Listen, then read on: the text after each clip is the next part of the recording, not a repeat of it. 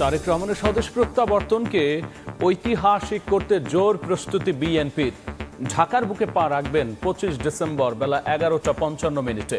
বিমানবন্দর থেকে যাবেন এভার কেয়ারে।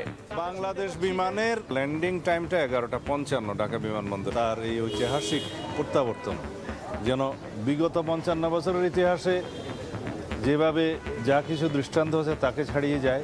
মানুষের যে উপস্থিতি যেটা হবে এটা হবে ঐতিহাসিক। বিএনপি মনোনীত প্রার্থীদের সঙ্গে শীর্ষ নেতাদের বৈঠক, নির্বাচনী কৌশল ও দায়িত্ব পালনের নানা দিক নির্দেশনা, শরিকদের আসন ছাড়ের বিষয়ে সিদ্ধান্ত কাল।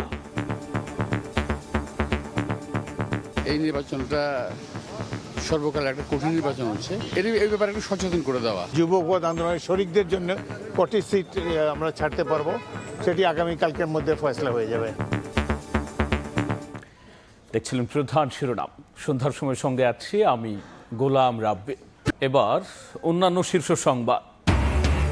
বেগম খালেদা জিয়ার শারীরিক অবস্থা স্থিতিশীল, নিতে পারছেন চিকিৎসা। ধীরে ধীরে সুস্থ হয়ে ওঠার আশা মেডিকেল বোর্ডের, দেশবাসীর দোয়া কামনা। নির্বাচন গণভোটের প্রস্তুতি ও নিরাপত্তা পরিস্থিতি নিয়ে বিদেশি কূটনীতিকদের ব্রিফিং, পর্যবেক্ষক ও দূতাবাসগুলোর নিরাপত্তা নিশ্চিতের প্রতিশ্রুতি পররাষ্ট্রের। জেআইসি সেলে গুমের মামলায় শেখ হাসিনা সহ 13 জনের বিচার শুরুর আদেশ। ওবায়দুল কাদের সহ 7 জনের বিরুদ্ধে অভিযোগ আমলে নিলেন ট্রাইব্যুনাল, গ্রেফতারি পরোয়ানা। জীবন মৃত্যুর সন্ধিক্ষণে ওসমান হাদি, সিঙ্গাপুরেই অস্ত্রোপচারের অনুমতি পরিবারের। হত্যা চেষ্টায় জড়িতরা গ্রেফতার না হলে দেশ অচল করার হুঁশিয়ারি ইনকিলাব মঞ্চে। এবং আইএমএফ থেকে ধার করে নয়, নিজেদের সক্ষমতায় রিজার্ভ বাড়াতে চায় কেন্দ্রীয় ব্যাংক। অর্থনীতি ভেঙে পড়ার শঙ্কা দেখছেন না গভর্নর।